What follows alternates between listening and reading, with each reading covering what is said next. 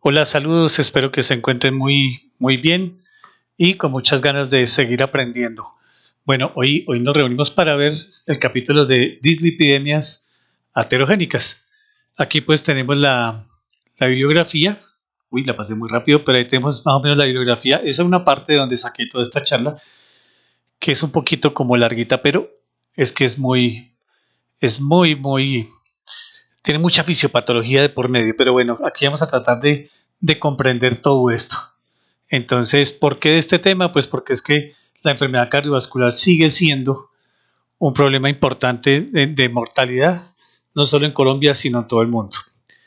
Entonces, pues ya con esto nos damos cuenta pues de lo que vamos a hablar, ¿no? Entonces aquí tenemos una ley en Colombia que es la ley de la comida chatarra y con mucha razón, pues ahí tenemos hamburguesas, los dulces y demás.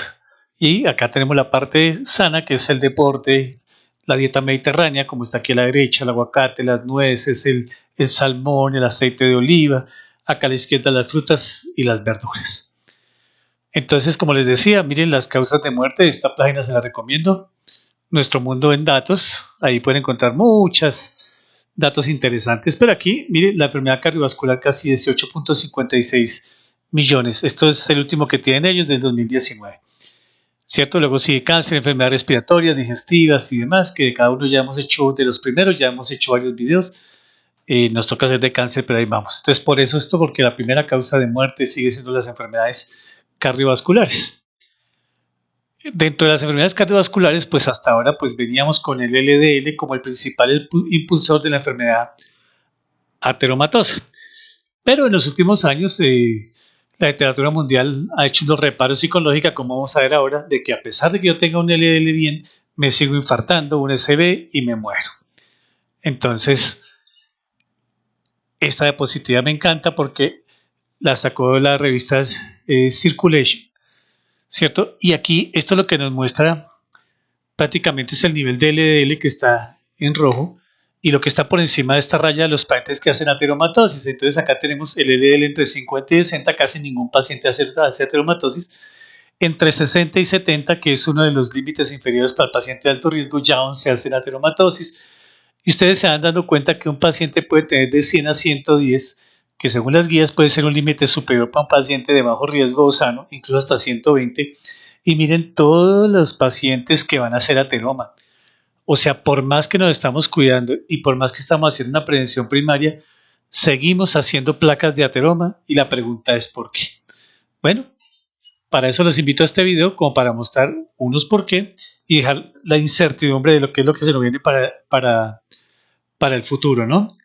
Entonces, mire este estudio español. Tomaron 77 personas, no. Tomaron una población en teoría sana, sin enfermedad aterosclerótica, ASCVD, esa enfermedad aterosclerótica, o si acaso un factor de riesgo cardiovascular. Y comenzaban a rastrearlos con un Doppler desde arriba hasta abajo. Y mire todo lo que encontraron, de que a pesar de que no tenían factores de riesgo, o a pesar uno, ¿cierto? Unos tenían ya ateroma en las carótidas, otros en las coronarias, otros en la aorta y otro ilio-femoral, a pesar de todo lo que les acabo de decir. Entonces, cuando revisa todos los estudios de riesgo cardiovascular, aquí están todos los estudios y estas flechas que están abajo es lo que se llama el riesgo residual. ¿Qué es eso?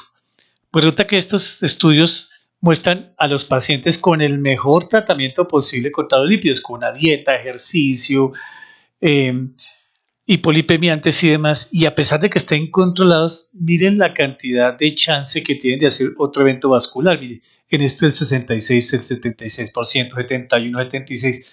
Esto es impresionante. O sea que aunque bajemos la carga de enfermedad aterosclerótica y utilicemos estatina como monoterapia, el paciente no queda seguro porque casi, mira, en todos los estudios más de la mitad tiene la mitad de riesgo de volver a hacer otra enfermedad ateromatosa. Entonces, hasta así venimos tratando a nuestros pacientes. Entonces, toca como hacer un alto y revisar todo, qué es lo que vamos a tratar de hacer en este video. Obviamente van a quedar muchas dudas porque están en investigación todavía. El último estudio que salió fue hace como 8 días, el New England del ácido bempedóico, y era una duda que teníamos como de 2019. Bueno, aquí lo mismo, tenemos el placebo, evolocumab, que es uno de los últimos hipolipemiantes que se ha utilizado, y mire cómo de placebo baja el evolucumab, el LDL. Pero miren todo lo que nos falta debajo del evolucumab, toda esta población no se logra controlar el LDL. Entonces, esto es muy importante.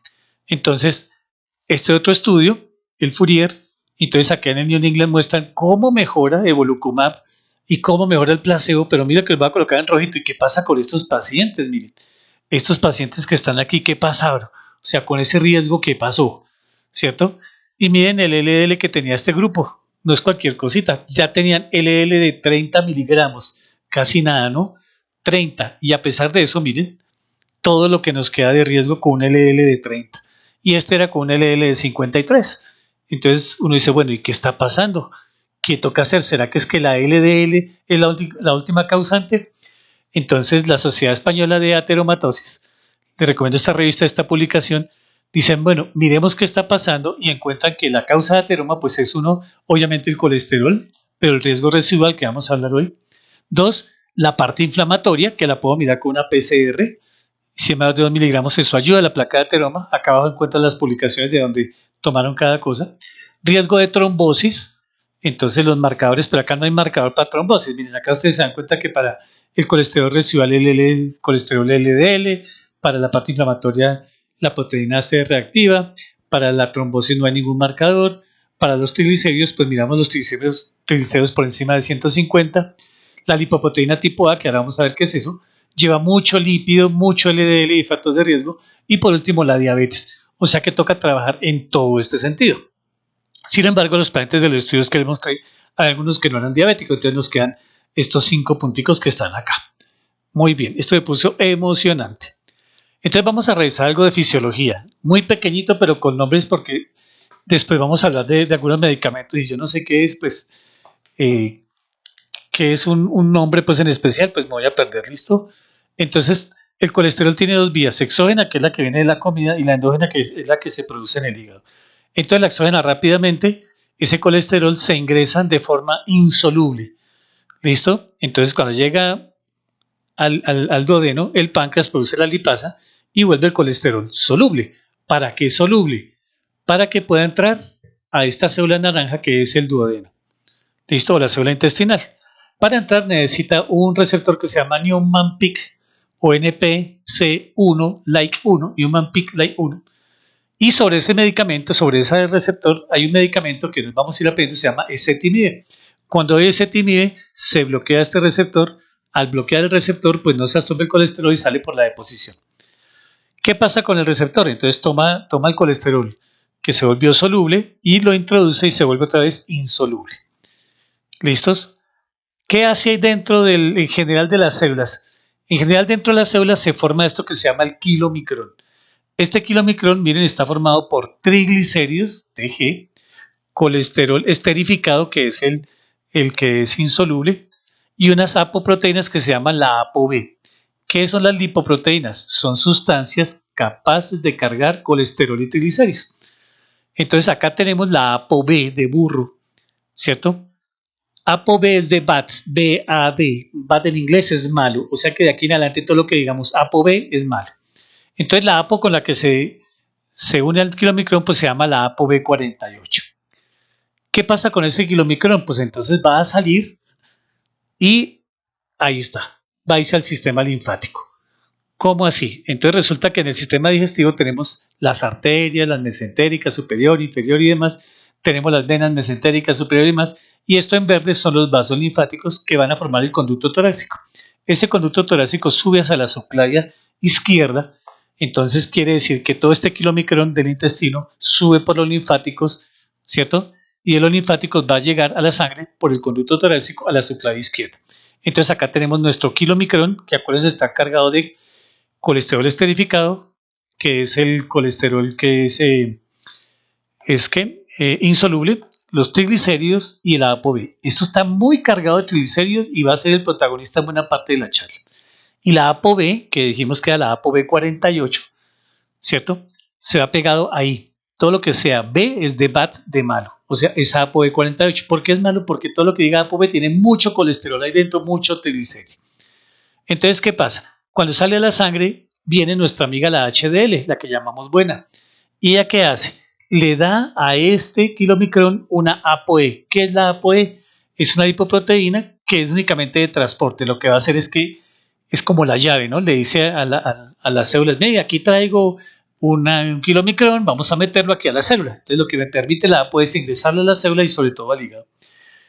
El ApoC2 también me ayuda a meterlo a la célula, sobre todo al adipocito. Y todo eso me lo da el HDL.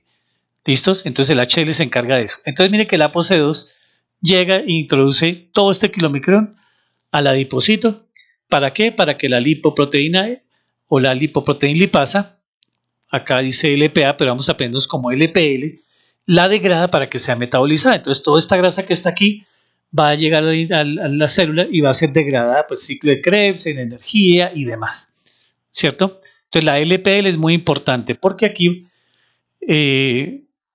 hay sustancias que vamos a ver ahora que inhiben la LPL, entonces no hay quien degrade esto. Pero resulta que a veces comemos mucho y comemos mal, entonces queda mucho kilomicrón. Ese kilomicrón que queda ahí se llama el kilomicrón residual. ¿Listo? Entonces ahí lo pinto. Este que está aquí es kilomicrón residual. Entonces, ¿qué pasa? Este kilomicrón residual pues me estimula la insulina. ¿Para qué? ¿Para qué? Para que ella tome la ApoC2, tome el HDL, tome el kilomicrón y trata de meterla también acá. Pero cuando no pueda, este kilomicrón residual queda por fuera y tiene mucho triglicérido, mucha ApoB, tiene LDL y demás que no son para nada buenos ahí en la sangre, ¿no? Entonces, este residual tiene lo mismo, la ApoB48, la ApoB y demás. Entonces, ¿qué pasa? Como ya no se puede más, se la mandamos al hígado. Y el hígado tiene un receptor de LDL y de ApoE. Entonces, todo entra acá al hígado para hacer un metabolismo que vamos a ver ahorita. Entonces, en resumen, este colesterol que llega se esterifica. El NPSL1 tenemos que aprendérnoslo por el ezetimibe, que es un medicamento que vamos a ver. Luego pasa a la linfa, de la linfa a la sangre, de la sangre va al adipocito y a todas las células del organismo, y la que sobra, que se llama kilomicrón residual, que es una de las partes responsables de por qué ese 60% de los pacientes manejados siguen infartándose. Y van a entrar al hígado. ¿Listo? Entonces ya aprendimos una vía. Ahora la vía endógena. La vía endógena es de colesterol libre, o sea, ya no es esterificado. ¿Listos? Entonces, yo puedo consumir carbohidratos, lípidos, proteínas y hay unos colesteroles que no son no esterificados y una parte es soluble. Entonces, ella se puede absorber por el sistema porta. O, como ya vimos, el colesterol que acaba de entrar al hígado vuelve y se vuelve colesterol libre. Entonces, ¿qué pasa?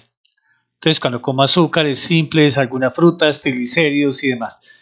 Muy bien, entonces vamos aquí donde íbamos. La ApoE, miren acá a la derecha, la ApoE hizo que entrara el kilomicrón, ¿cierto? Pero este kilomicrón cuando entra otra vez vuelve y deja el colesterol libre. El kilomicrón lleva esterificado, entonces lo deja libre.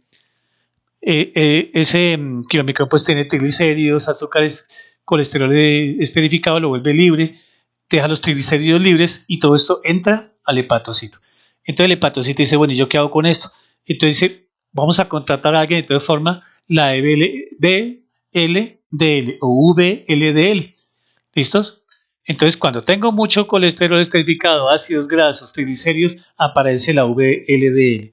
¿Y qué hace ella? Entonces, esta VLDL, vamos a hacer casi lo mismo que hicimos ahorita.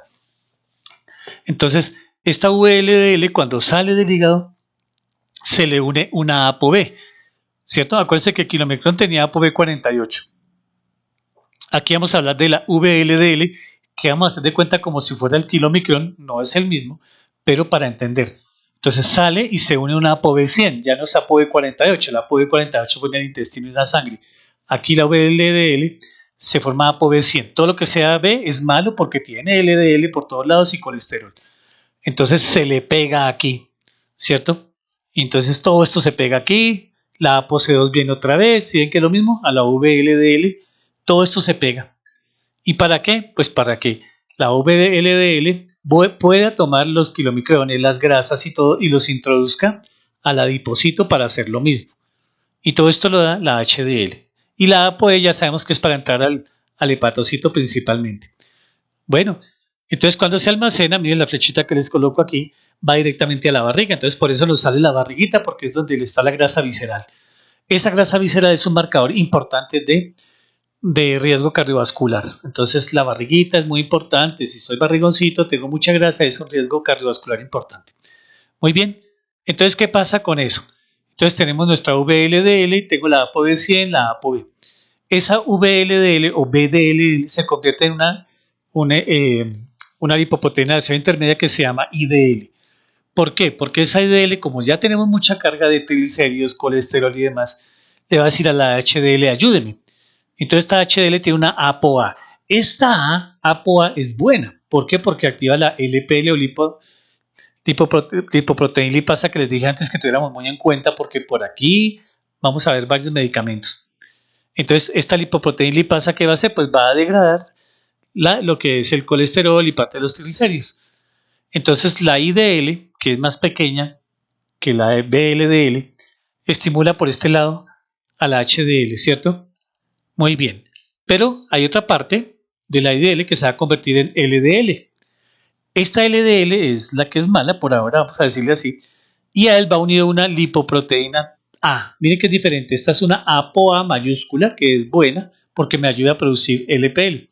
Esta es lipoproteína A minúscula, que es mala. ¿Por qué? Porque esta lipoproteína A tiene mucho LDL. ¿Listos? Bien, entonces, ¿qué pasa cuando se forma el LDL? Esto nos toca sacarlo de la sangre lo más rápido que se pueda. Entonces el hígado viene y tiene unos receptores de LDL. Ahí se llaman los receptores. Entonces, esta LDL viene y se pega al receptor.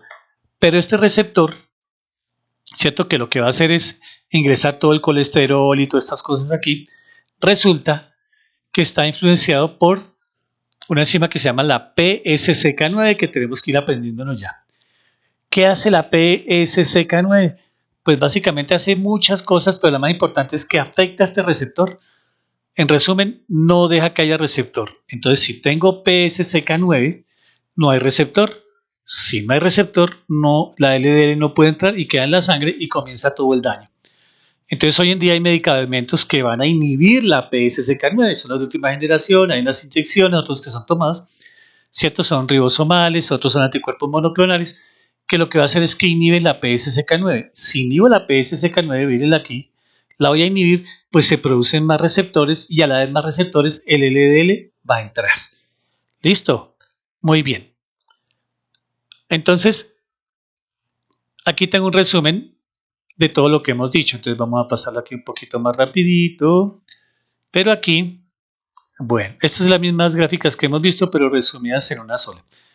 Entonces mire que viene la grasa de la dieta, va a ingresar aquí, pero acá tenemos el primer medicamento que se llama ezetimibe, que inhibe la entrada. ¿Listos? A su vez, de la vía biliar nos llega colesterol que va a llegar al duodeno. Entonces hay medicamentos que inhiben eso, que son los secuestradores de sales biliares. Listo. Aquí vimos que los kilomicrones van a la linfa, van al conducto torácico y la LPL se encargan de hidrolizar a estos triglicéridos. Hay medicamentos como los inhibidores de la angiopoietina TL3-1, los fibratos y los inhibidores de la ApoC3, que lo que van a hacer es estimular más la lipoproteína lipasa para que ella actúe. Entonces, estos inhibidores de la angiolipoproteína o angiolipopoietina TL3-1 son medicamentos nuevos, son medicamentos moleculares. Los fibratos ya los conocemos desde hace rato. Y hay unos medicamentos nuevos que se llaman la ApoC3. La ApoC3, ¿qué hace? Pues inhibe la LPL, y si no tengo LPL, pues no puedo metabolizar. No la confundan con la ApoC2, que es la que permite entrar. Esta es ApoC3, que es mala. Muy bien. ¿Qué más tenemos? Entonces voy a dejarles esto aquí, vamos a dejarles esto aquí, otro medicamento aquí, vamos a dejar otro acá. ¿Listo? Acá tenemos remanente de kilomicrones, que ya sabemos qué es, y actúan los medicamentos ANGP TL3-1, ¿cierto? Muy bien. Ahora vamos acá al hígado. Acá en el hígado hay una vía del colesterol. Esa vía es larga, pero vamos a hablar del citrato coenzima o acetilcoenzima A. Este es un paso previo a la HMG coenzima A. La HMG coenzima A produce colesterol. Los medicamentos que inhiben esto se llaman las estatinas. Entonces ya sabemos dónde actúan las estatinas. Pero el paso previo se llama los inhibidores del citrato y está el ácido bempedóico. Entonces resulta que los pacientes tienen estatinas y por cosas que no son muy claras todavía la gente no las toma, ¿cierto? Hay mucho run run de que da dolor muscular, que es que causa ratomiolisis, pero en realidad no son muchos los pacientes que tienen esos criterios, sino que ya por el run run que me siento mal y demás. Entonces se espera el ácido bempedóico, porque es que el ácido bempedóico actúa antes y lo bueno es que no destruye músculo.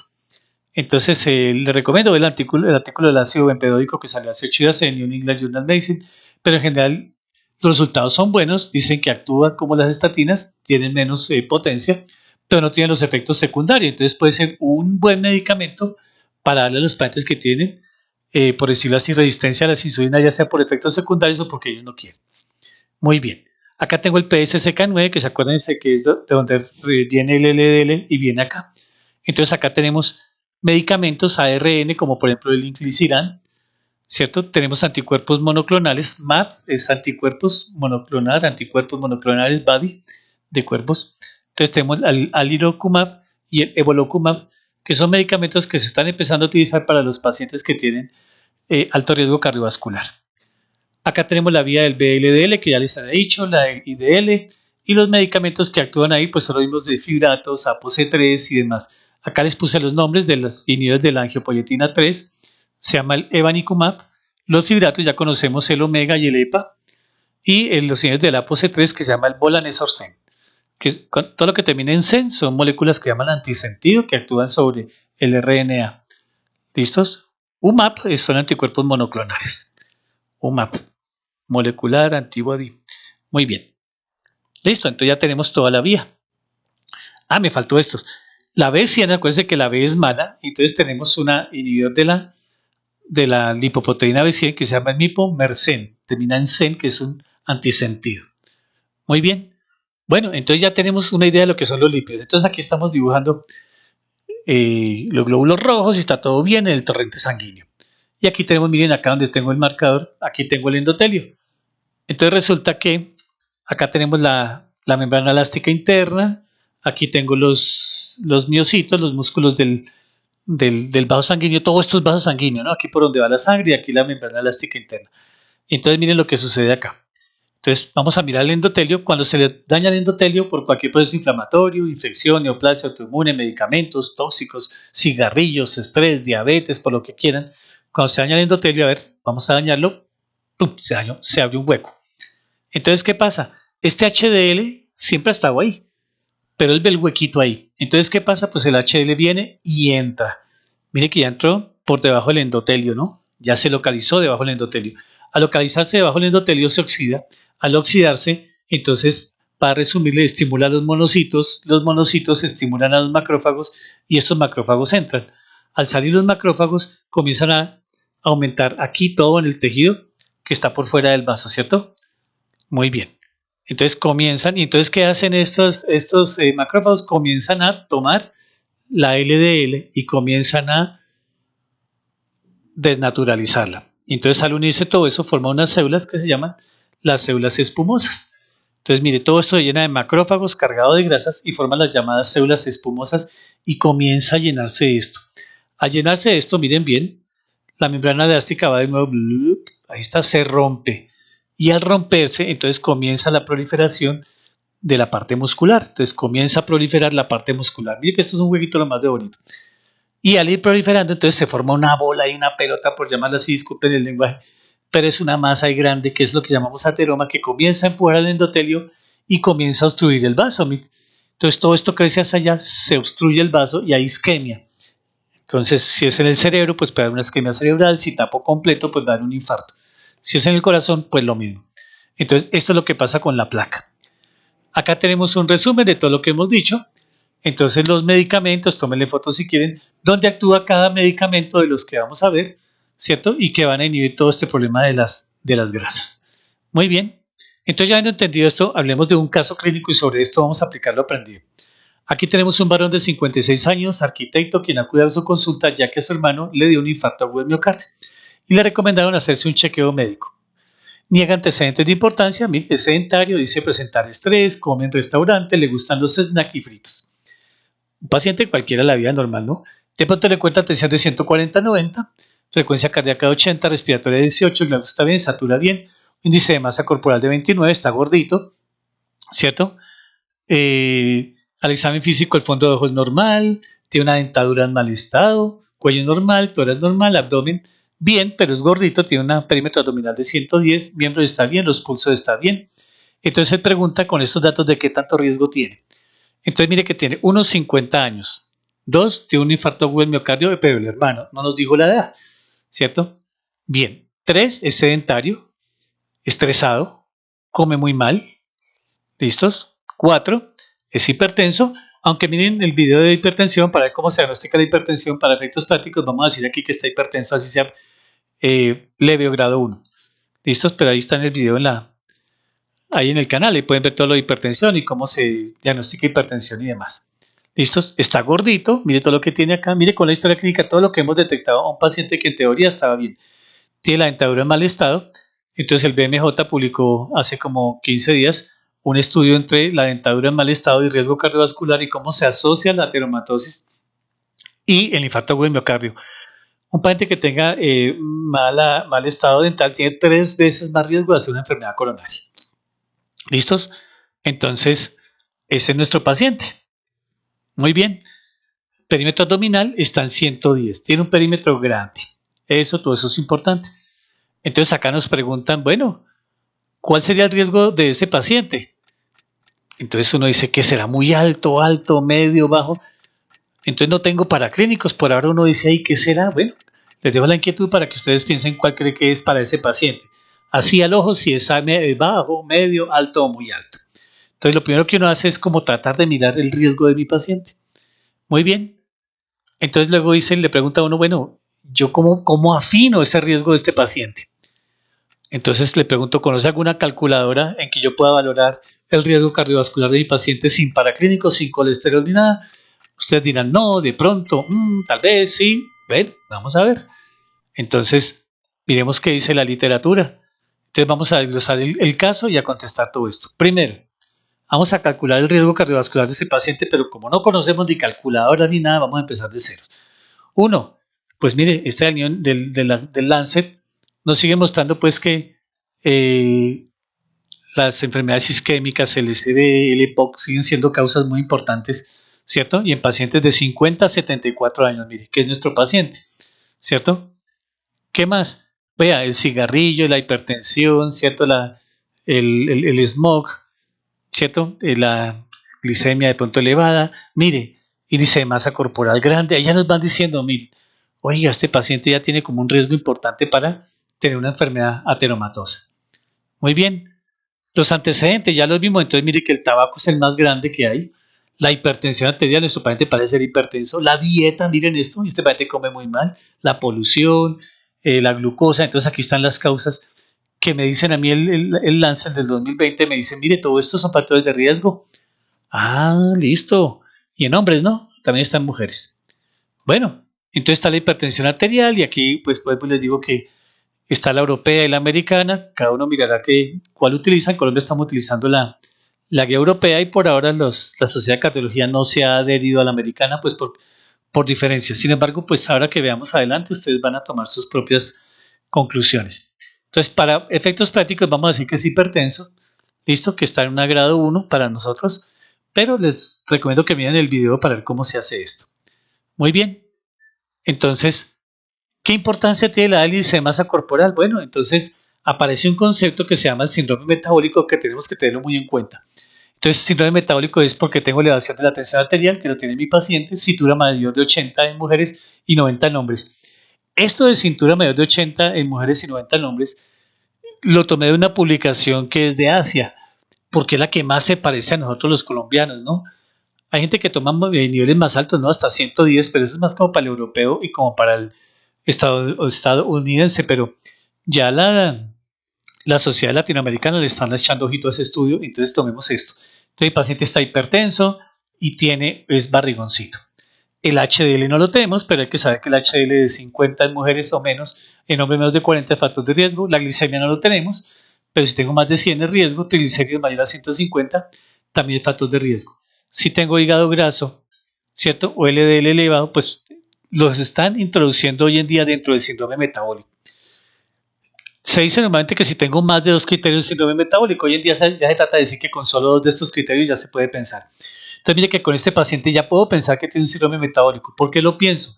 Porque es que tiene los 2 clínicos positivos. Si tengo los 2 clínicos positivos, seguro que estos que son paraclínicos van a estar positivos. Entonces ya sabemos que este paciente tiene un síndrome metabólico. ¿Y eso para qué nos sirve? Para muchas cosas. Algo que voy a mostrarles, pero que no se les olvide, es la persona de edad y que no se les olvide la fragilidad del paciente. ¿Listo? Y qué tanto se mueve, qué tanto camina, si puede comer, si no, si es alcohólico. Y acá hay unas tablas que las paso ahí de refilón, pero es para que cuando tengan un paciente anciano o alcohólico utilicen estas tablas que nos van a ayudar mucho al perfil lipídico. Pero cuando hablemos de diabetes y lo demás, yo creo que sí nos vamos a profundizar en muchas de estas tablas. No solamente es para un médico de familia, esto yo creo que es para un médico en general. Como digo yo, hasta, como dice un amigo mío, hasta para un veterinario. Muy bien. Entonces seguimos desglosando y el examen físico que sacamos de este paciente. Entonces, siempre que yo veo a un paciente que quiera un riesgo cardiovascular, tengo que mirar todo, completamente todo. ¿Por qué todo? Porque el riesgo cardiovascular es básicamente las arterias. Y donde hay arterias en todos lados. Entonces tengo que mirar los signos vitales. Si está hipertenso, ya hay riesgo cardiovascular. El fondo de ojo. Cada vez cae más en desuso y está cambiándose por una tomografía de ojo, pero sin embargo, si lo podemos hacer y aprendemos, no nos sobra. Y él mira si hay cruces arteriovenosos, vasoespasmos, hemorragias o exudados, ya me indica que hay un daño cardiovascular. El estado dental, como ya les dije, el cuello se da un soplo, pues quiere decir que o está tapado por una placa de ateroma o tiene una estenosis aórtica que hace que vaya hasta allá el soplo. El estado cardiopulmonar, obviamente, si hay angina, disnea y demás. En digestivo, con las pancreatitis, los pulsos hay que saberlos tomar porque un pulso disminuido indica que hay un ateroma ya o algo me lo está tapando. Si yo tengo el pulso pedio o el tibial posterior ocluido, pues debo pensar que así está ocluidas las mesentéricas, las coronarias, la aorta, la carótida y las cerebrales. Y obviamente lo neurológico. Entonces, mire que sin tanto paraclínico ya sabemos que este paciente tiene un riesgo importante de tener una enfermedad cardiovascular. ¿Listos? Entonces uno dice, bueno, entonces ahora sí vamos a hacer con el paciente, nos llegó a la consulta, nos pregunta qué riesgo tenemos, uno le decimos, pues unos dirán ustedes, pues espero que ninguno haya dicho bajo, pero este paciente tiene un riesgo mínimo moderado. Muy alto, pues no, tampoco. Los muy altos son los que ya han tenido un evento vascular. ¿Quiénes? Los que han tenido un infarto, los que han tenido un SB, esos ya son considerados de muy alto riesgo.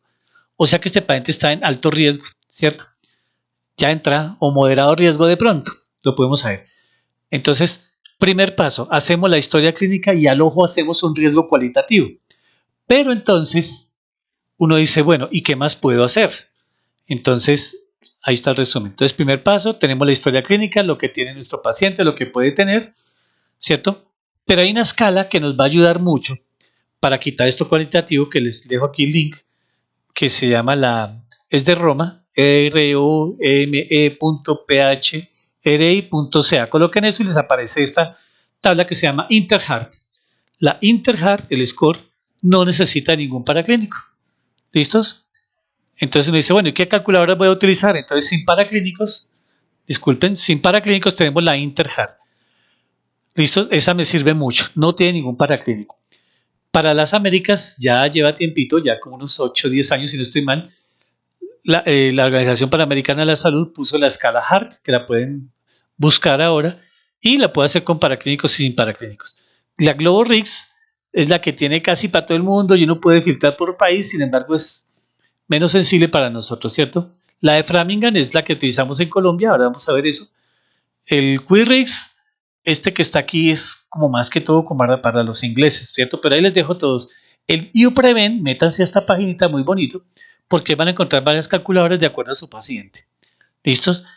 Ahora, ¿qué importancia tienen las calculadoras? Pues que cada calculadora se hizo con una población diferente, de pronto tienen en cuenta la edad, el peso, unos tienen en cuenta la etnia, otros no, ¿cierto? Y hay factores que tienen unas y que otras no. Entonces toca hacer la que más se adecue para mi paciente. Muy bien. Entonces, primero, entonces hay que practicar el riesgo cualitativo, ¿cierto? Ahí está. Entonces, este paciente me metí y le hice la escala Interheart, ahí está. Y cuando puedan, colóquense en la página. Yo, pues, no lo hago en directo porque a veces mi internet se cae y me demoro más, pero créanme que se me metí a esta página, se la hago y aquí coloco la edad, cuántos años tiene, si fuma, si no fuma y demás, ¿sí? Entonces, esta paginita, ahí tengo los valores, le coloqué todo lo que hemos dicho en la historia clínica y de entrada me dice, mire, este paciente ya sin ningún paraclínico tiene un riesgo de 23.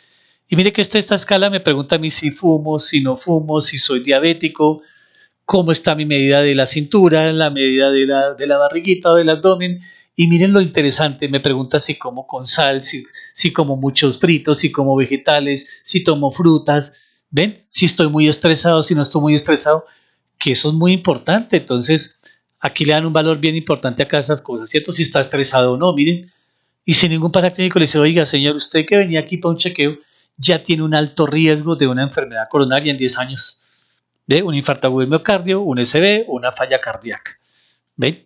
Entonces, aquí tenemos la escala Interhart, les dejo aquí esta otra vez, y aquí está todo lo que toma esa escala. Ahí está riesgo bajo es 4, moderado 5, 9, y aquí están todo, cada uno de los parámetros que ya se hicieron y que espero que cada uno mire. Entonces, primer paso, hacer a priori una evaluación de riesgo con lo que yo sé, con el riesgo metabólico, síndrome metabólico, los antecedentes, luego hacemos la escala Interhart. ¿Listo? Muy bien. ¿Cómo se hace alto riesgo cardiovascular sin calculadoras? Entonces, ya vimos la escala Interhart. O la otra es que las sociedades científicas, esta es de la Sociedad Europea, la cual las guías colombianas adoptaron, dicen, mira, ¿quién es alto riesgo? El que tenga enfermedad ateromatosa. ¿Quién? Documentada clínicamente. Entonces acá es muy importante, este concepto es clave. No solamente es que tenga un SB, no solamente es que tenga infarto. Mire, si en alguna imagen dice, ay, es que en la placa de tórax tiene calcificación de la aorta, eso ya es documentado, ¿cierto? Por imagen, una placa. Entonces, si usted ve una placa pequeñita en la aorta abdominal, donde sea, en el cuello, donde sea, y sea muy pequeñita, ya ese paciente hizo placa, luego es considerado de alto riesgo. ¿Listo? Luego dicen acá que los diabéticos que tengan una falla renal, que tengan un score. Este score de acá es la manera en que los europeos, la Sociedad Española de Cardiología, clasifica el riesgo cardiovascular. Para Colombia, pues tenemos otras calculadoras, ya vamos a ver cuáles. Muy bien. ¿Qué otra nos dicen acá? Entonces nos dicen quién es alto riesgo, moderado y bajo. Entonces, moderado, diabéticos, jóvenes, menos de 10 años, sin patrón de riesgo cardiovascular, un score que es la europea de 1 a 5. Para nuestro caso, pues la Sociedad Colombiana de Cardiología utiliza la de Framingham y la multiplican por 0,75. Eso hay mucha controversia en esa, pero bueno, ahí vamos a utilizar la que más se nos adecue a nuestro paciente. El alto riesgo es que tenga rigidez arterial, hipertrofia ventricular, un puntaje score de 5 a 10, enfermedad renal crónica con tasa de filtración glomerular de 30 a 50, diabetes sin órgano blanco, hiperlipidemia familiar, elevación marcada de un único factor de riesgo cardiovascular. Bueno, entonces este paciente nos dio alto riesgo por la calculadora, pero este paciente tiene un síndrome metabólico posible, que ese es uno, factor de riesgo cardiovascular. Muy bien. Entonces seguimos, acá tenemos más, acá abajo le escribo en Framingham, ¿listo? Cuando hagamos la escala de Framingham, la multiplicamos por 0,75, que es la que utiliza Colombia. Si me da menos de 10%, el riesgo cardiovascular es de muy bajito, cuando es hasta 5 y de 5 a 10 es moderado, de 10 a 20 es riesgo alto y más de 20 muy alto. Muy bien, entonces ahí está. ¿Qué calculadoras hay? Entonces ha salido mucha literatura. Entonces, este UPreven, les recomiendo que metanse a esa página y él les va a preguntar quién es su paciente, no sé qué, para escoger la mejor escala, ¿no? En Colombia tenemos la de Framingham por 0,75, el Cohort Sport, Score, el Pool Cohort Score, me trabé con el inglés, es la de Estados Unidos, que es la de CCBD, que le vamos a echar una miradita. La ProCAMS es más europea, el Score, que les digo es muy buena, pero para Europa. La escala HARTS, esta, busquen ahí, Organización Mundial de la Salud, y ahí pueden hacer con laboratorios y sin laboratorios de la Organización Panamericana. La GloboRix, hay una para las Américas y el UPreven. ¿Listo? Ahí tenemos todas las escalas que puedo utilizar. Entonces hicimos el primer paso, que es identificar a mi paciente, hacer un acercamiento mediante el empirismo o la escala Interhart o la escala Hart, y ya lo ubicamos por ahora sin paraclínicos en un riesgo alto. Mire, sin paraclínicos, solo viéndole un paciente común y corriente que vemos en la calle, gordito, este no fumaba afortunadamente, pero gordito, sedentario, que no hace ejercicios, como nuestro día a día. Entonces, el UPrevent, que tanto les he dicho, le muestra esto, le dice, venga, si su paciente es aparentemente sano, ¿qué escalas puede utilizar? Entonces la Interhart, que ya lo utilizamos, el score que es para Europa, pero el score 2, si lo multiplico por 0,100, se utiliza para Colombia o para Latinoamérica. Framingham 0,75 por 0,75, la escala Hart. Este score es solo para Estados Unidos y el Lifetime Score, que es sobre la calidad de vida. Cuando ya tengo yo una enfermedad aterosclerótica establecida, con o sin infarto o sin enfermedad, pues utilizamos el SMART Score y el Lifetime Score. Bueno, acá dije una imprecisión. Estos son escalas pronósticos. Luego, si ya tuve un infarto o ya tengo un SB, ya mi riesgo es alto. Ya de ahí no me voy a bajar. Estos son los pacientes que yo le encontré una placa de ateroma en cualquier lado, pero no ha hecho infarto, ni falla cardíaca, ni SB. Utilizo estos criterios. Y para la población especial, pues hay unas guías para cada una de ellas. ¿Listos? Entonces, para diabetes y demás. Muy bien. Bueno. Entonces, calcular el riesgo ya no es cuantitativo. Entonces, el paso ya viene el riesgo cualitativo y cuantitativo de la escala Hart, ¿cierto? Muy bien. Pero el segundo ya viene cuantitativo. Ahora sí lo que hemos hecho como empíricamente, que dijimos que era alto riesgo, o nuestro paciente, pues ya con la escala Interhart nos da alto riesgo, hacemos uno cuantitativo. Para Colombia, entonces tenemos la escala Framingham, pero utilizan la que ustedes crean que se parezca a su paciente. Ya les dije todas las escalas que eran, ¿no? Entonces, acá tenemos el puntaje de la de Framingham, aquí está para mujeres, y esta es la escala de hombres. ¿Listo? Acá está mujeres también, me equivoqué, y está la de hombres. ¿Listo? Muy bien. Bueno, algo creo que tengo un error en la diapositiva, pero bueno. Entonces, ¿cómo sé que un paciente tiene lipidemia? Entonces, miren esto. Estas son las definiciones y los que vamos a contrastar. Ideal es que la LDL esté menos de 100. Dice óptimo de 100 a 129, pero espero se acuerden de la primera diapositiva. Les mostré que pacientes entre 100 y 129, casi 20 o 30 pacientes hacían o tenían placa de ateroma. No les olvide eso, que a pesar de tener estas cifras ideales, yo ya tengo placas de ateroma. ¿Listos? Acá está limítrofe y entre más alta, pues peor. Esto lo colocan en las guías, lo colocaban como normal, pero acuérdense que hay pacientes que teniendo esto ya tienen ateroma y ya hacen infarto. Estando controlados tienen eso. Así empezamos esta charla, ¿no? Muy alto es más de 190. El HDL, pues sí, 40 en hombres y 50 en mujeres. Ya hay publicaciones que le dicen que no se pase por encima de 80 porque el riesgo cardiovascular vuelve y empieza. En eso están los estudios hasta ahí. Y los triglicéridos menor de 150. De una vez hablemos de esto. Si tengo triglicéridos altos, ¿qué pasa?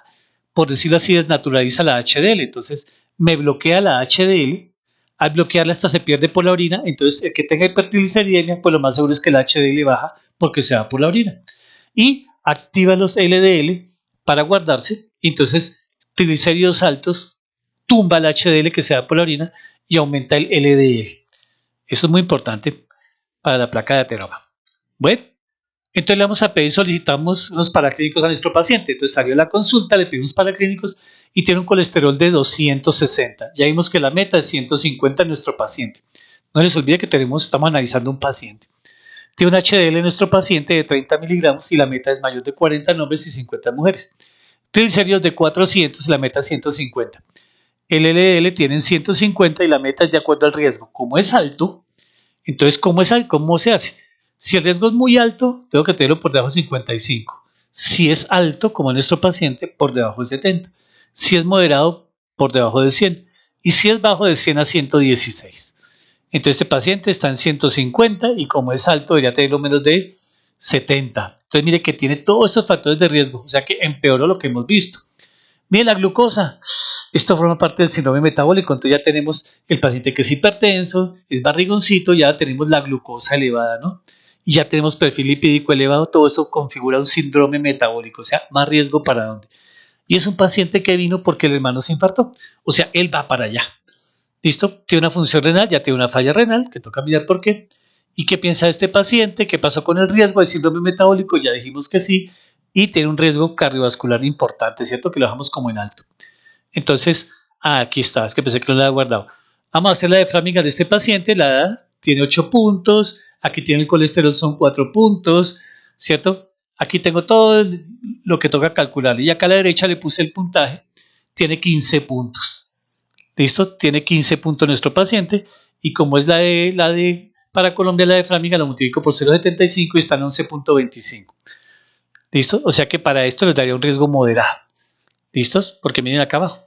Menos de 10 es leve, de 10 a 20 es moderado y más de 20 es severo. ¿Listos? Muy bien. Acá tenemos un riesgo moderado, pero veníamos de un alto, ¿no? Muy bien. Seguimos. Aquí está la escala la escala Hart que les digo. Se la calcula al paciente. Aquí está, ustedes se meten aquí, está la página paho.org. Colocan los datos que le piden ahí. Aquí los coloqué ahí y me dice que el riesgo es moderado, ¿cierto? Eso me dice estas escalas.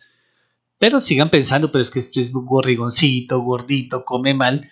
Uno dice, ¿será que es moderado? Bueno, pues creámosle a la escala, pero acuérdense que esta escala se alimenta de algún tipo de pacientes que de pronto nuestro paciente no está ahí. ¿Listos? Muy bien. Eso no los vayan a olvidar, por favor. ¿Listo? Entonces ya hemos calculado a nuestro paciente. Aquí está la escala de la americana. ¿Listo? Entonces mire que esta también me da moderado porque me da 14.4%. Y si la mejoro, todo lo que comí de dieta baja 3.9%. Entonces las escalas me dan como indicaciones. Entonces las escalas me han quedado en 14.4. Me han quedado todas en moderada. Bueno, tenemos un riesgo moderado. Entonces, ¿qué hacemos? Al tercer paso. Entonces, primer paso, hago la historia clínica, examino a mi paciente y hago una aproximación empírica o utilizo la escala Interhart. Segundo paso, ya le pido para clínicos, colesterol, triglicéridos y demás, y ya hago la escala completa cuantitativa que ya vimos cuáles son. Tercer paso, ¿será que tiene potenciadores? ¿Qué son los potenciadores? Son enfermedades, ¿cierto?, que se asocian a la lipidemia y que aumentan el riesgo. Entonces, supongamos que nuestro paciente viene en moderado. Entonces, vamos a coger esta es la guía americana, pero me gusta mucho este cuadrito. ¿Por qué? Porque nuestro paciente tiene entre 40 y 75 años. El LDL de nuestro paciente está entre 70 y 190 y no tiene diabetes. Es nuestro paciente, ¿cierto? Pero en nuestro paciente tenemos un riesgo intermedio. Mírenlo aquí, acá. Él estaba en 11 para unas, 15 para otras, me da riesgo intermedio. Entonces le dicen, ¿qué hago? Entonces le dice, pues este paciente puede empezarle estatinas de acuerdo al paciente de baja intensidad, ¿cierto? Iniciar estatinas de moderada intensidad. ¿Listos? ¿Para qué? Porque estas de moderada me bajan en 30 a 49%. Entonces, miren bien, este paciente viene en una clasificación que es moderado riesgo, pero estamos en el tercer punto, que es que si hay modificadores de la enfermedad. ¿Qué son los modificadores de la enfermedad? Si este paciente ya tiene historia familiar de ASCVD, ya es un modificador. ¿Qué hago con el modificador? Mire, este es el concepto. No es aprenderse esta tabla. Yo les muestro aquí, pero no es que se la aprenda. Lo calcularon como moderado riesgo. Si tiene un solo modificador de la enfermedad, de inmediato súbanlo al riesgo que sigue. O sea, si está en moderado, a alto. Si está en alto, lo sube a muy alto. Si está en bajo, lo suben a moderado. De inmediato, con un solo factor de riesgo. Entonces acá hay unas, por ejemplo, dice enfermedad renal crónica. Este paciente tiene falla renal. Tiene síndrome metabólico. Miren acá dice síndrome metabólico. O sea que este paciente de inmediato, de moderado, lo subimos a alto riesgo. Ya, si tiene alguna condición de estas, miren. ¿Listos? Ahora, si tengo dudas todavía, entonces el paso que sigue es pedirle un score de calcio, ¿cierto? Que se hace con una tomografía. Entonces acá nos dicen de acuerdo al score de calcio, si lo tengo en cero, pues la posibilidad de que tenga una ateroma ya es cero y ya ahí sí lo que tengo es que bajarle el riesgo a mi paciente, ¿cierto? Si tengo ya 100, más de 100, pues ya es muy alto, quiere decir que tengo una placa de ateroma. Entonces, primer paso, la historia clínica, hago el diagnóstico empírico por la escala Hart o Interhart. Segundo paso, lo hago cuantitativo, o sea, miro la escala Framingham para Colombia, pero utilicen la ASCVD o utilicen cualquiera de las UPREVEN que les dije.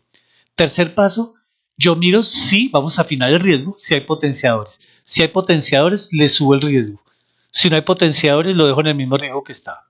Si tengo dudas, le voy a pedir un score de calcio. Entonces lo importante es afinar en qué parte del riesgo está. Espero que haya quedado claro. Muy bien. Entonces nuestro paciente tiene lesión renal, síndrome metabólico, hay que subirlo el riesgo. Muy bien, si tengo dudas, solicito un score de calcio. Muy bien.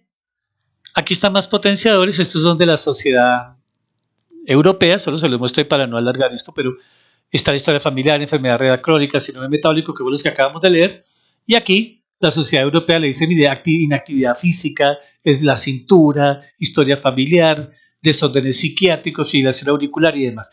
Entonces es tener esta escala como por ahí, los modificadores de riesgo. ¿Listos? Muy bien. Bueno, la revista colombiana pues nos va mostrando factores de riesgo, los mayores, los adicionales y demás. Entonces, cada sitio de cada población va colocando o quitando, pero en general van adicionando. Acá, por ejemplo, meten la ApoB, espero que se acuerden que la ApoB son las que llevan triglicéridos, colesterol esterificado y B es malo. Muy bien, entonces, esta ApoB, ya saben que se une con las LDLs. Muy bien. Entonces, esto es lo que hemos hecho. Entonces te dicen, bueno, ¿y dónde saqué todo esto? Bueno, esta publicación me gustó mucho. ojalá la miren. Y esto que estoy diciéndoles es de esta publicación.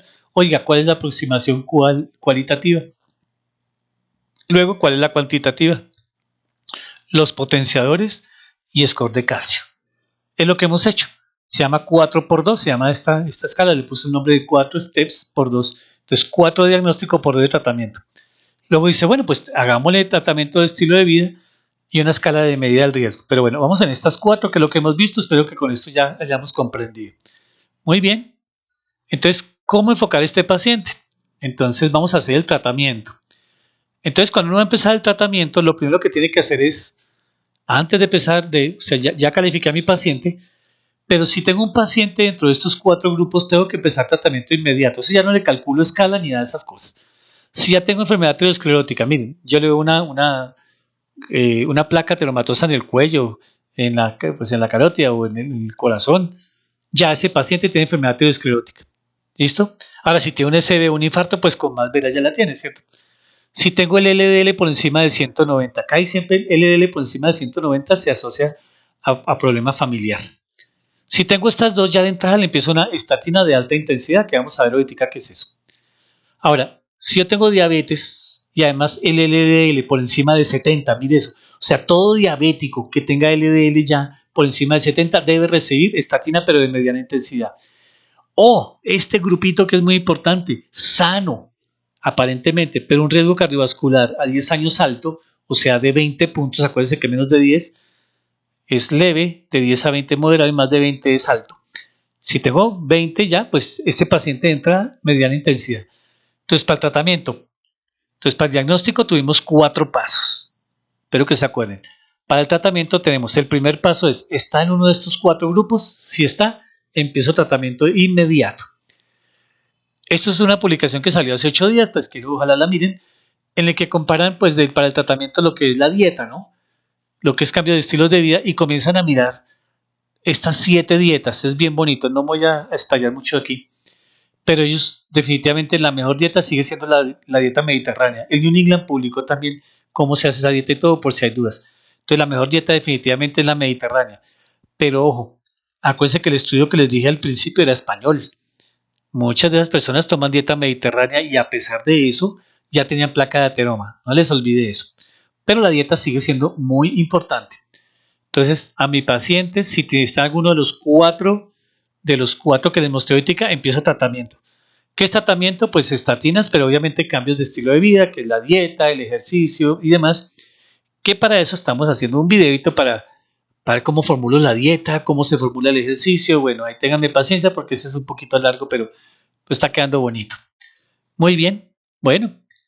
Entonces, objetivos del tratamiento. Entonces, ya llegó mi paciente, tiene un colesterol que está elevado, ¿cierto? Pero tenemos que el riesgo de mi paciente ya no es moderado, sino es alto, ¿cierto? Como es alto, el colesterol LDL, que mi paciente lo tiene en 160, tengo que llevarlo a menos de 70. Y aún así tiene riesgo de infarto. El no HDL, que ahora vamos a mirar qué es eso, y la ApoB. Ya les dije, LDL se asocia mucho con ApoB. La ApoB, pues uno la puede pedir, claro, pedirla en sangre, y aquí la tienen, si está por encima de 80, pues está mal controlado, si está más de 65 en este riesgo mal controlado, si está más de 100 mal controlado. ¿Listos? Ahora vamos a hablar más tarde del no HDL. Pero para mi paciente por ahora yo sé que de 160 tengo que bajarlo a menos de 70. Eso es nuestra meta del paciente.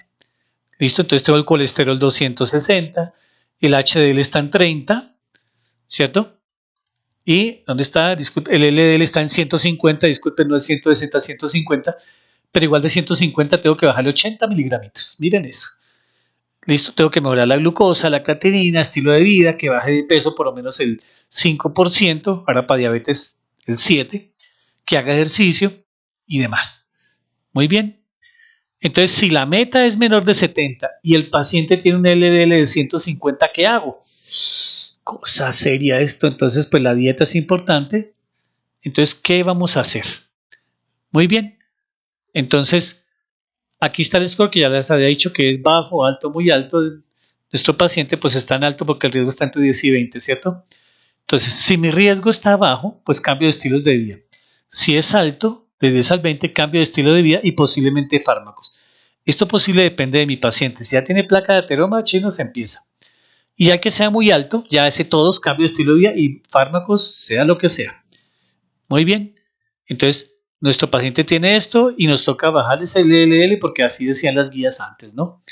Y entonces le dicen, bueno, entonces, ¿cómo vamos a tratar a este paciente? Entonces, las guías europeas le dicen, calcule el riesgo, hacemos los 4 pasos que hemos dicho ya, luego empezamos si pertenece a alguno de los 4 grupos que hemos dicho, si pertenece a los 4 grupos, empezamos de estatinas, cambio de estilo de vida, ¿cierto? Si no, pues cambios de estilo de vida.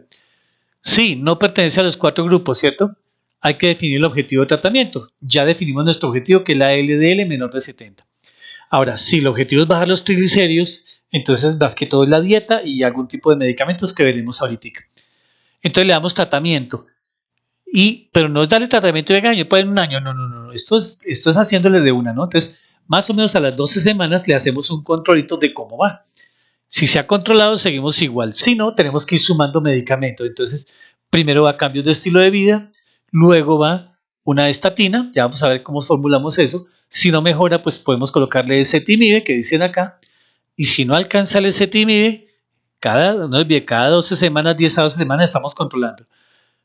¿Listos? Entonces, si no, perdón, aquí dice, muy bien, ahí está, ¿cierto? Entonces, no, que es que el ezetimibe de pronto no sirve, entonces ahí diríamos el ácido bempedóico para el caso de hipertrigliceridemia, o bien los nuevos medicamentos, ya saben que es un inhibidor PCSK9 que les dije al principio, que es el que inhibe el receptor del LDL, o algunos de los anticuerpos monoclonales que les dije, o unos antisentidos, ¿no? Entonces ya uno va pensando en eso. Pero bueno, nuestro paciente hasta ahora llegó y no hemos llegado a las 12 semanas. Entonces, los europeos nos dan esta tablita que es muy bonita y le dicen, ¿dónde está mi paciente? ¿Qué riesgo tiene? ¿Cierto? Entonces, nuestro paciente tiene un riesgo alto, ¿lo ven? ¿Listos? Pero los triglicéridos de nuestro paciente, el LDL, mire, está acá entre 116 y 190, le dicen o no. Ellos dicen, sí, de una vez, no lo piense tanto. Los gringos dicen, piénselo y mire a ver. Esta gente se le dice, mire, de acuerdo a ese colesterol de riesgo, empiécele un estilo de vida y de una vez empiécele medicación. Entonces, esta tabla que está en las guías europeas del 2019, la pueden mirar y nos ayuda. Yo sí creo que una persona que está en riesgo moderado, y más en nuestros países latinoamericanos, que nos cuesta hacer dieta, pues el fármaco, desgraciadamente, pues toca utilizarlo, pero si pudiéramos trabajar en el estilo de vida bastante o mejorar nuestras leyes, sería fabuloso. Pero no, entonces toca los dos. Y entonces el paciente va a reemplazar una torvastatina o una rosuvastatina, que no sé cuánto valga, 50.000, 70.000, en vez de comprar sanamente, se va a dedicar a sus pastillas. Hay cosas absurdas ahí que no entiendo, pero bueno, sigamos. Esto no puede ser un mensaje político. Sigamos, yo no he dicho nada, muy bien. Bueno, entonces, ¿cómo escojo? Miren, las estatinas son de baja intensidad, de mediana y de alta. Miren lo que baja. Las de baja intensidad, solo el 30% del LDL. Acuérdense que mi paciente tiene 150. Tengo unas de moderada intensidad, que es atorvastatina 10 a 20, rosuvastatina 5 a 10 y demás. Y las de alta intensidad también es la atorvastatina y rosuvastatina, pero el doble de la dosis de la moderada. Y acá tengo ezetimibe sin vastatina. Entonces acá lo que quiero llamar la atención es esto, que yo tengo que mirar dónde está el LDL de mi paciente, está en 150 y tengo que bajarlo a 70. Entonces, aplicar matemáticas aquí, ¿cómo hago? ¿Cuál voy a utilizar? Muy bien. Entonces, yo tengo que mirar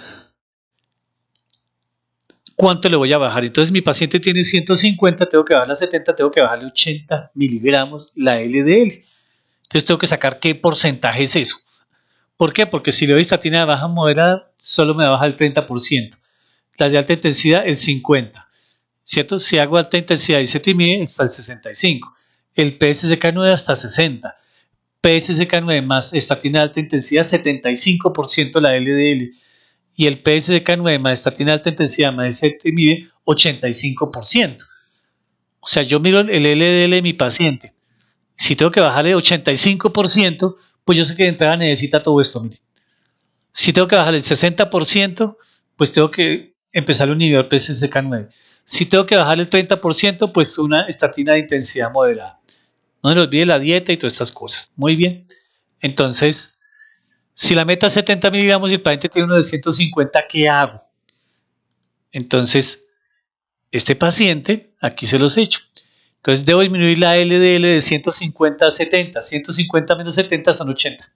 Entonces, ¿qué porcentaje es 80 de 150? Entonces, si 150 es el 100%, 80 miligramos, ¿cuánto es? Me da 53%. Tengo que bajarle 53.3% el LDL a mi paciente. Entonces, me voy a 53.3, no olvidemos ese número. Entonces, ¿cuál me baja 53.3? Pues por lo menos la estatina de alta intensidad para empezar, ¿cierto? O si al caso, alta intensidad y ezetimibe. Necesito 53.3 para llevarlo a 70. ¿Listos? Espero que haya quedado comprendido. Les vuelvo a colocar la diapositiva, tomenle foto, mastíquenle y demás. Por cada 39 miligramos que disminuye el LDL, el riesgo relativo disminuye en un 20%. Muy bien. Entonces acá tengo mi paciente. ¿Listos? Entonces, véanlo, aquí lo tenía. Entonces tengo que bajarle 53.3. Entonces, si es 53.3, ¿qué le voy a dar? Para eso la clasificación de estatina no es, démosle estatina así como 40, como al ojo. No, no, no, no. Esto toca como calcularlo, porque a pesar de eso ya se dan cuenta que el 50-60% van a seguir haciendo un infarto o una enfermedad ateromatosa. Entonces, este paciente se le da manejo.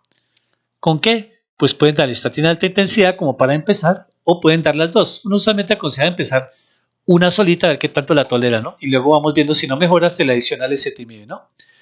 Y con espacios más o menos de cada 2 semanas, dicen las guías. Muy bien. Entonces, ¿qué pasó? Entonces, los americanos, pues ya vimos que era lo que decían, ¿cierto? Ellos dicen que de pronto pensaba una estatina, los europeos dicen, no, no, señores, ya empiecen porque tiene ese riesgo y esto elevado. Esto ya lo vimos. Entonces, a este paciente se empezó dieta, estilo de vida, luego empezó con estatina, luego le tocó aumentarle el ezetimibe, controla su peso, índice de masa corporal, dicho soñado este paciente, controla la tensión arterial, el colesterol le baja, los triglicéridos bajan a 190, el HDL sube un poquito a 41, ¿cierto? Se evaluó cada 2 semanas con perfiles de control y estuvo perfecto, ¿cierto? Le controlaron varios manejos casi por 6 meses y ¿qué pasa? Que este paciente va al servicio de urgencia después por un infarto agudo del miocardio. Mire, este es un paciente de libro, ¿cierto? En que lo tenemos controlado. Este paciente, pues es un paciente, pues está inventado, que está adecuado a las guías perfectas, ¿no? Entonces, supongamos que este paciente lo controlamos bien, cosa que no sucede en un consultorio normal. Esto sucede en los ensayos clínicos. Pues la realidad es otra cosa, o sea, es peor. Este paciente bien controladito, oiga, ¿qué pasó? Venía bien controlado, ¿qué pasó? ¿Por qué se infartó? Dios mío, esto pues empiezan a asustarse. Entonces, esta gente que escribe tan bonito, ¿cierto? Los estadounidenses escriben muy bonito. Bueno, a mí me gusta aquí. Esta es del 2021 y dice, oiga, los triglicéridos y el riesgo residual. Uy, ¿qué es esa vaina tan horrible? Entonces, miren esto. Prevalencia de extensión de ateromatosis subclínico de acuerdo a los triglicéridos. Si yo tengo triglicéridos de menos de 100 miligramos, 52.5% de posibilidades de hacer un ateroma subclínico. Miren esto, controlando los triglicéridos. Si los tengo entre 100 y 149, hago ateromatosis 68. Y aquí ni se diga. Entonces uno dice, venga, si controlo triglicéridos como mi paciente, controlo el LDL, le hago todos los pasos de que la escala primero, que la interjar, todo lo que llevo estudiando esta vaina y no sirvió. No, sí sirve, sí sirve. Lo que pasa es que hay una parte que no hemos visto. Entonces, ¿qué es eso? Entonces aparece un título que llama remanente de colesterol o colesterol no HDL. Entonces hoy en día, mi esta publicación es 2020, pero hay una refrendada del 2022 que no me acuerdo si la puse aquí, ya miramos, en que definitivamente el LDL es un foco terapéutico, pues sí, pero parece ser que hay un foco más importante que es el no HDL. ¿Y qué es esa vaina? Veamos a ver. Entonces ya les había dicho a ustedes que hay una dislipidemia aterogénica, que es ¿quién? El LDL más triglicéridos y HDL bajo. Y ya hemos dicho, los triglicéridos desnaturalizan al HDL, el HDL se va por la orina y entonces baja. O sea, no hay quien me defienda. Y los triglicéridos, fuera de eso, aumentan el LDL. Esta tríada es la tríada aterogénica. Pero mire que a pesar de que yo controlo HDL, triglicéridos y LDL, sigue haciendo placas de ateroma. Entonces, ¿qué es lo que pasa? Entonces, hicieron un estudio de esta revista que les acabo de mostrar y miren lo que hicieron.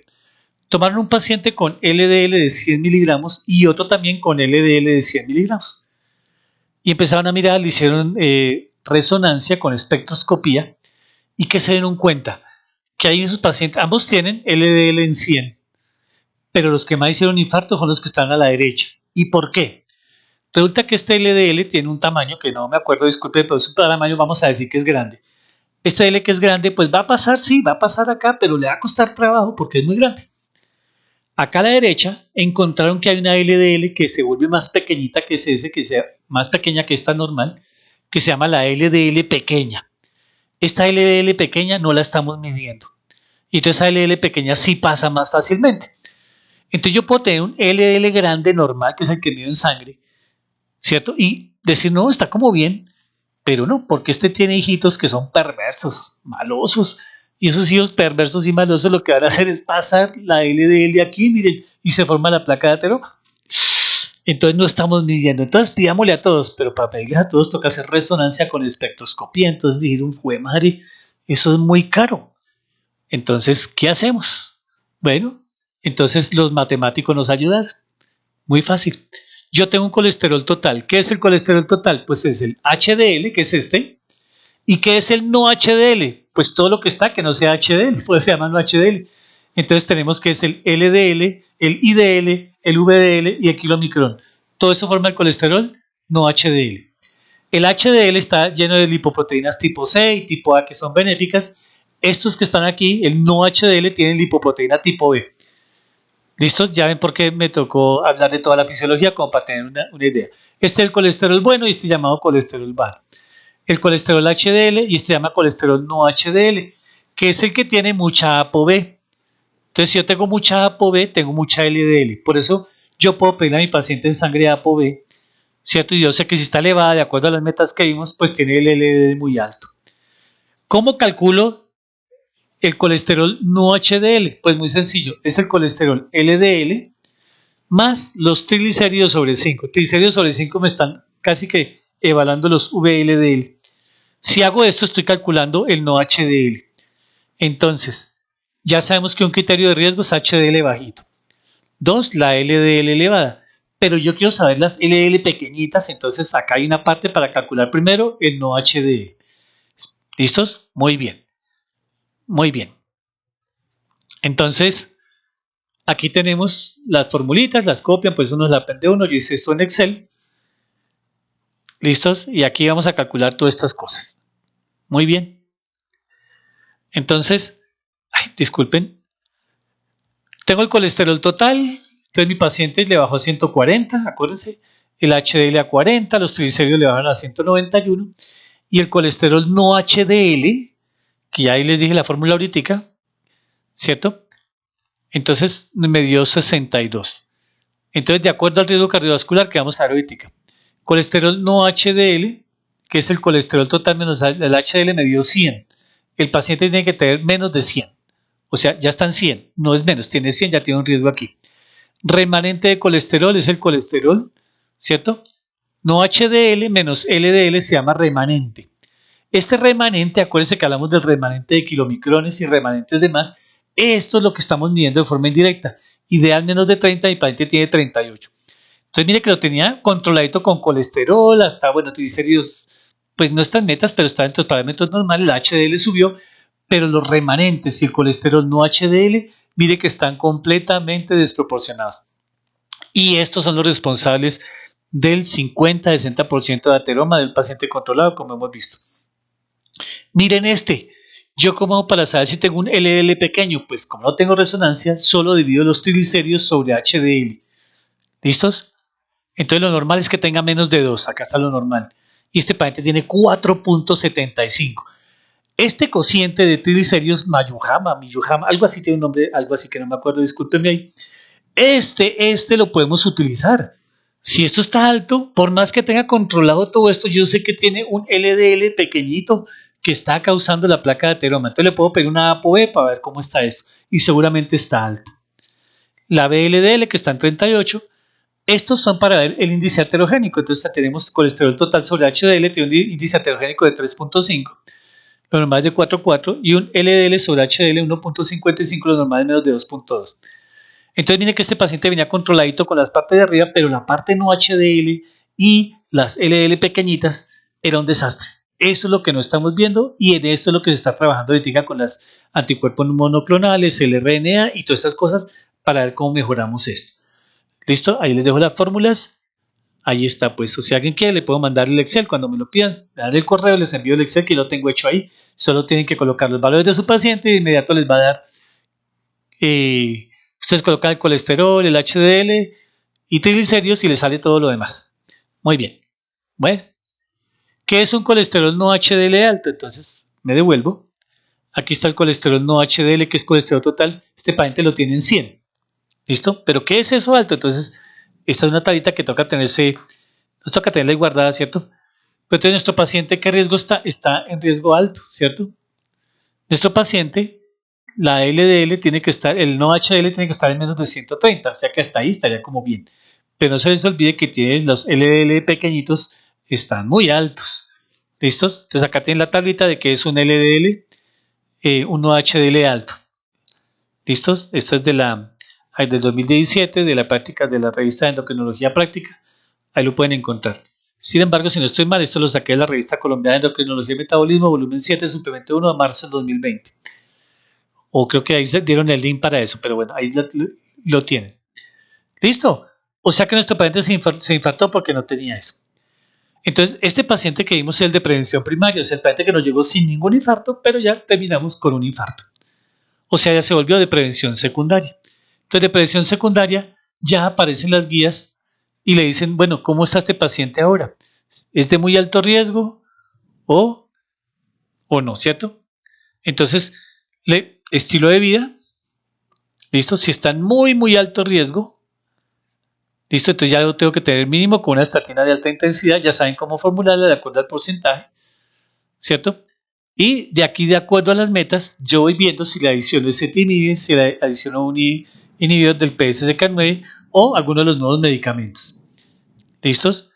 Aquí depende al que no, como este paciente que es menos de 75 años, debe tener estatinas de muy alta intensidad para bajar el LDL por lo menos un 50%. Si no mejora, pues le tengo que agregar ese cetinib y si no, vienen los nuevos fármacos. ¿Listo? Eso es lo que toca hacer con nuestro paciente.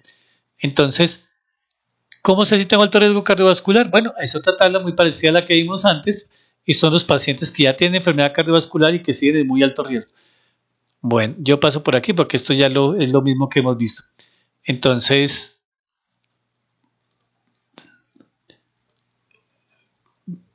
esto es un repasito de lo que te da nuestro paciente. ¿Por qué se infartó? Ya vimos que lo llevamos a metas, pero apareció el colesterol no HDL, ¿cierto? El remanente de colesterol, aparecieron los términos de LDL pequeñito y que en eso va la literatura para el manejo. Entonces, esta gráfica me gusta mucho del doctor Castillo. Él trabaja en la clínica en Banaco en un simposio que dio sobre riesgo cardiovascular. Él nos aconseja hasta ahí, me parece como muy, muy fácil, sencilla y como muy lógica y me parece que está muy acorde con todo. Entonces, yo miro a mi paciente si tiene hiperlipidemia. Listo, si tiene hiperlipidemia, lo primero es que tengo que mirar los triglicéridos. Acuérdense que este es el protagonista de todo porque baja las HDL y demás. Entonces, si tengo triglicéridos mayor de 400, ¿listos? O tengo 1000, empiezo fibrato y no puedo medir una LDL. Entonces, si ustedes se dan cuenta, la otra fórmula, después le han tomado foto, devuelvan el video. Hay dos fórmulas ahí, de Marty y cifra igual. Entonces, si yo tengo unos triglicéridos por encima de 400, no puedo calcular la LDL porque la fórmula tiene que ver con esto. Entonces, lo primero que hago es, si tengo hipertrigliceridemia, le bajo los triglicéridos con dieta o con fibratos y luego sí le calculo la LDL. Entonces, si mi paciente viene por hiperlipidemia, yo tengo que mirar, mi meta es la LDL o los triglicéridos. Si son los triglicéridos, dieta y fibratos. Y después ya le miro la LDL. ¿Cuál es el problema de la hipertrigliceridemia? Pues uno, que baja el HDL, dos, que aumenta el LDL, pero el riesgo más potencial y si es joven es una pancreatitis. Entonces uno tiene que mirar, ¿qué quiero yo? Entonces la ideal es bajar el riesgo de pancreatitis. Si está a menos de 400 le calculo la LDL y miro si están metas, ya vimos las metas en una diapositiva, ¿listo? Si están metas y controladito, aquí se perfil lipídico de 1 a 5 años, esto depende de mi paciente, ¿no? Acuérdense que a veces tengo que utilizarlo cada 2 semanas hasta que lo controle. Si no está en metas, empiezo estatina, lo controlo a las 12 semanas. Si está en metas, ¿cierto? Entonces calculo el no HDL, miren, porque así está en metas, se nos impactó el paciente. Si está en metas, ¿sí? Lo mantengo igual por ahora. Y si no, puedo empezar fibrato o alguno de los nuevos. Y si no están metas, tengo que agregarle la estatina más ezetimibe o un PCSK9. ¿Listos? Muy bien. O algunos de los medicamentos que vienen. Ya saben que el ácido bempedóico puede reemplazar a la lovastatina, la atorvastatina, disculpen, la rosuvastatina. Y los nuevos que están el inclisiran, que son los inhibidores PCSK9, están los inhibidores de la angiolipoproteína, que ya hay unos que se están comercializando, aquí en Colombia no hay algunos, y ya hay unos que están empezando, y ahí los estudios ya están empezando a salir, y muy pronto seguramente los tenemos para esos pacientes de casos difíciles.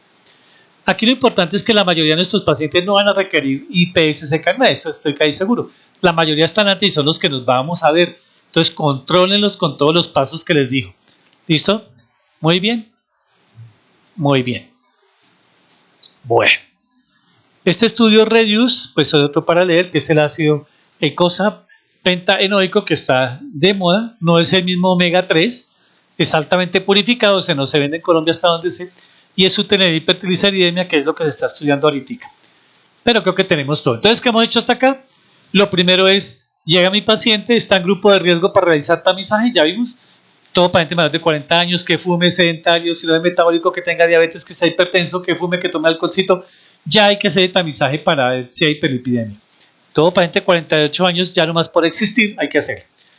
Están algunos de los 4 grupos para iniciar tratamiento, ya vimos los 4 grupos, que tenga ateromatosis, HDL por encima de 190, que tenga diabetes más LDL mayor de 70, o que tenga un riesgo cardiovascular mayor del 20%.